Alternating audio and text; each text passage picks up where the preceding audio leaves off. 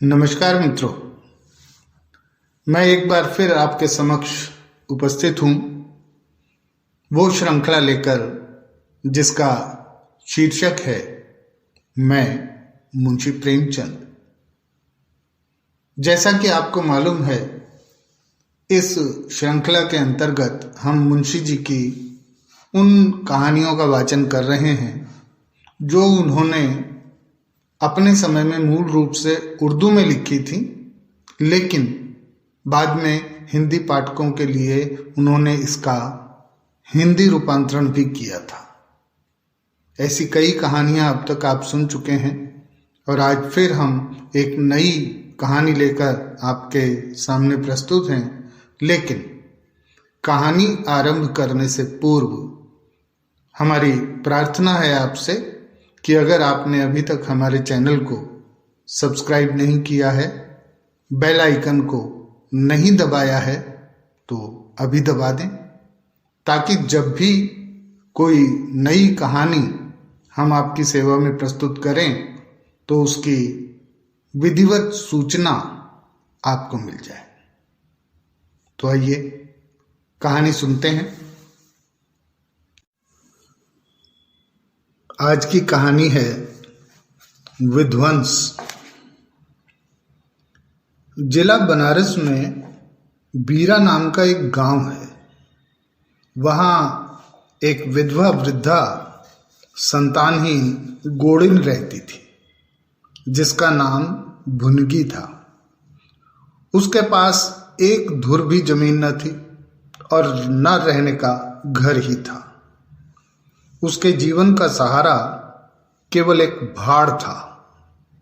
गांव के लोग प्रायः एक बेला चवैना या सत्तू पर निर्वाह करते हैं, इसलिए भुनगी के भाड़ पर नित्य भीड़ लगी रहती थी। वह जो कुछ भुनाई पाती वही भून या पीस कर खा लेती और भाड़ ही की झोपड़ी के कोने में पड़ी रहती। वो प्रातःकाल उठती और चारों ओर से भाड़ झोंकने के लिए सूखी पत्तियां बटोर लाती। भाड़ के पास ही पत्तियों का एक बड़ा ढेर लगा था। दोपहर के बाद उसका भाड़ जलता था, लेकिन जब एकादशी या पूर्णमासी के दिन प्रथानुसार भाड़ न चलता या गांव के जमींदार पंडित उदय भान पांडे के दाने भूनने पड़ते, उस दिन उसे भूखे ही सो रहना पड़ता था। पंडित जी उससे बेगार में ही दाने न भुनवाते थे। उसे उनके घर का पानी भी भरना पड़ता था और कभी कभी इस हेतु से भाड़ बंद भी रहता था। वो पंडित जी के गांव में रहती थी, इसलिए उन्हें उससे सभी प्रकार की बेगार लेने का पूरा अधिकार था। उसे अन्याय नहीं कहा जा सकता। अन्याय केवल इतना था कि बेगार सूखी लेते थे। उनकी धारणा ये थी कि जब खाने को ही दिया गया तो बेगार कैसी। किसान को अधिकार है कि बैलों को दिन भर जोतने के बाद शाम को खूंटे से भूखा बांध दे। यदि वो ऐसा नहीं करता तो यह उसकी दयालुता नहीं है, केवल अपनी हित चिंता है। पंडित जी को इसकी चिंता न थी, क्योंकि एक तो भुनगी 2-1 दिन भूखी रहने से मर नहीं सकती थी, और यदि देव योग से मर भी जाती तो उसकी जगह दूसरा गोंड बड़ी आसानी से बनाया जा सकता था। पंडित जी की यही क्या कम कृपा थी कि वह भुनगी को अपने गांव में बसाए हुए थे। चैत का महीना था और संक्रांति का पर्व। आज के दिन नए अन्न का सत्तू खाया और दान दिया जाता है। घरों में आग नहीं जलती। भुनगी का भाड़ आज बड़े जोरों पर था। उसके सामने एक मेला सा लगा हुआ था। सांस लेने का भी अवकाश नहीं। ग्राहकों की जल्दबाजी पर कभी कभी झुंझला पड़ती थी। कि इतने में जमींदार साहब के यहाँ से 2 बड़े बड़े टोकरे अनाज से भरे हुए आ पहुंचे और हुक्म हुआ कि अभी भून दो। भुनगी दोनों टोकरे देखकर सहम उठी। अभी दोपहर था, पर सूर्यास्त के पहले इतना अनाज भुनना असंभव था। घड़ी 2 घड़ी और मिल जाते तो 1 अठवारे के खाने भर को अनाज हाथ आ जाता। दैव से इतना भी न देखा गया। इन्हीं अमदूतों को भेज दिया। अब पहर रात तक सेंत मेत में भाड़ में जलना पड़ेगा। एक नैराश्य भाव से दोनों टोकरे उसने ले लिए।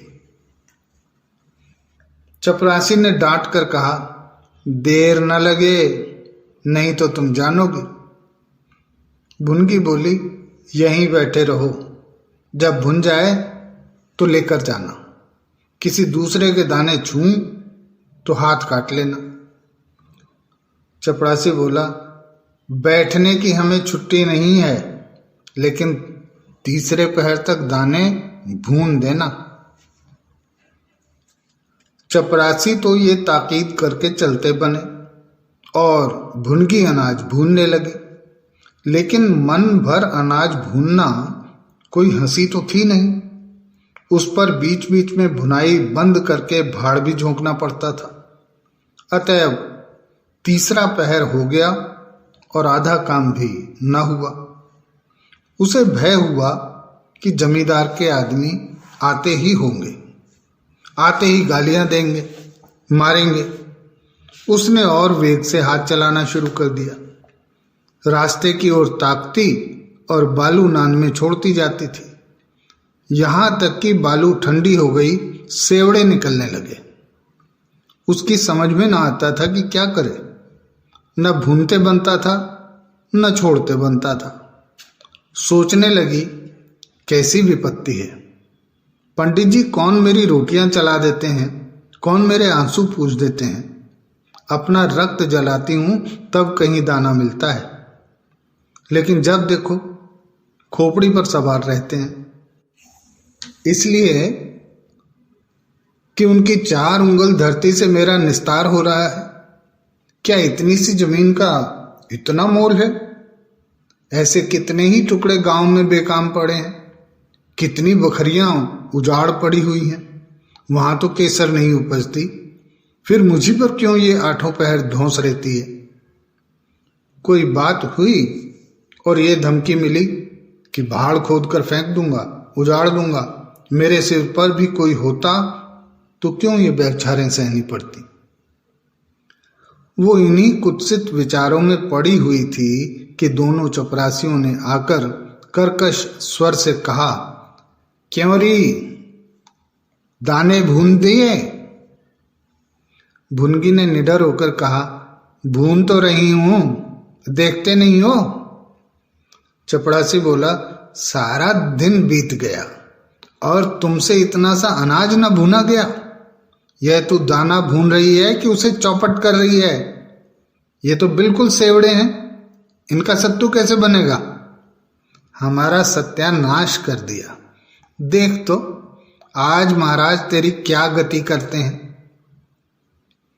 परिणाम यह हुआ कि उसी रात को भाड़ खोद डाला गया और अभागिनी विधवा निरालंब हो गई। भुनगी को अब रोटियों का कोई सहारा न था। गांव वालों को भी भाड़ के विध्वंस हो जाने से बहुत कष्ट होने लगा। कितने ही घरों में दोपहर को दाना ही न मयस्सर होता। लोगों ने जाकर पंडित जी से कहा कि बुढ़िया को भाड़ जलाने की आज्ञा दे दीजिए, लेकिन पंडित जी ने कुछ ध्यान न दिया। वो अपना रोब न घटा सकते थे। बुढ़िया से उसके कुछ शुभचिंतकों ने अनुरोध किया कि जाकर किसी दूसरे गांव में क्यों नहीं बस जाती, लेकिन उसका हृदय इस प्रस्ताव को स्वीकार न करता। इस गांव में उसने अपने अदिन के 50 वर्ष काटे थे। यहाँ के एक एक पेड़ पत्ते से उसे प्रेम हो गया था। जीवन के सुख दुख इसी गांव में भोगे थे।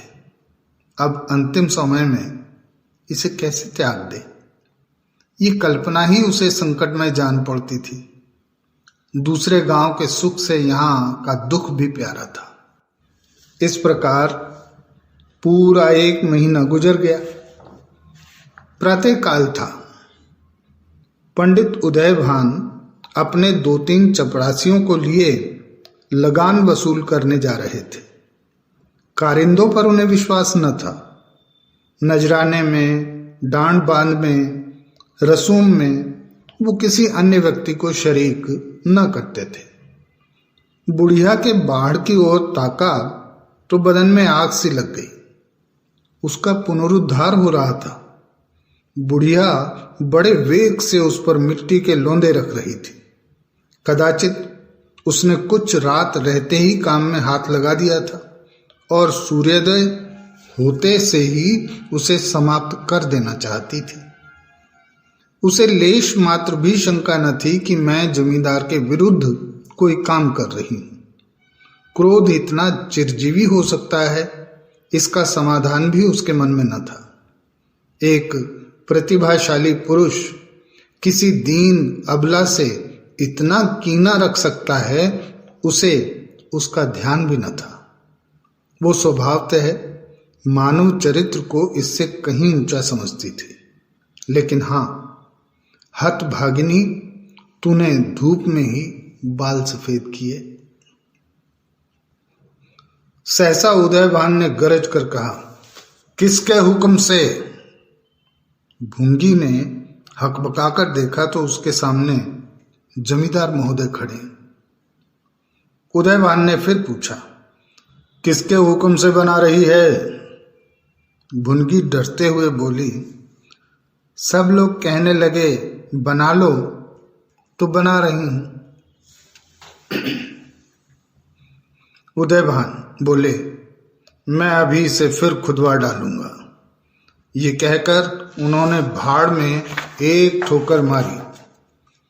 गीली मिट्टी सब कुछ लिए दिए बैठ गई। दूसरी ठोकर नांद पर चलाई, लेकिन बुढ़िया सामने आ गई और ठोकर उसकी कमर पर पड़ी। अब उसे क्रोध आया।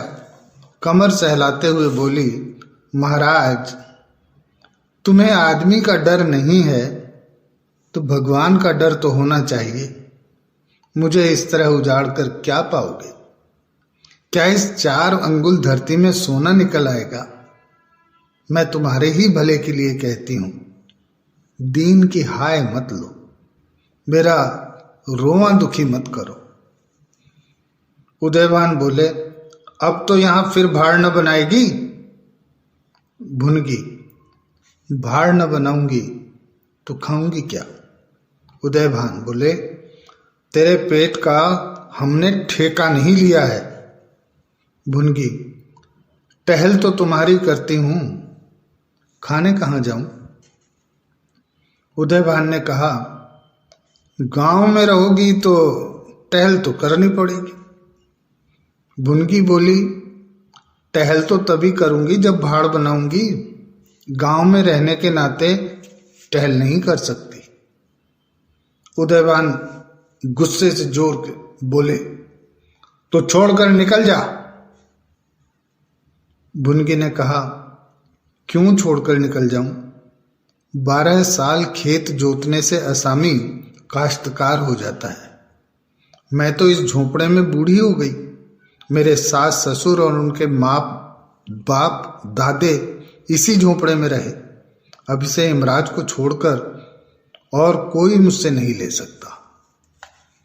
उदयभान चिल्लाकर बोले, अच्छा, तो अब कानून भी बिगाड़ने लगी।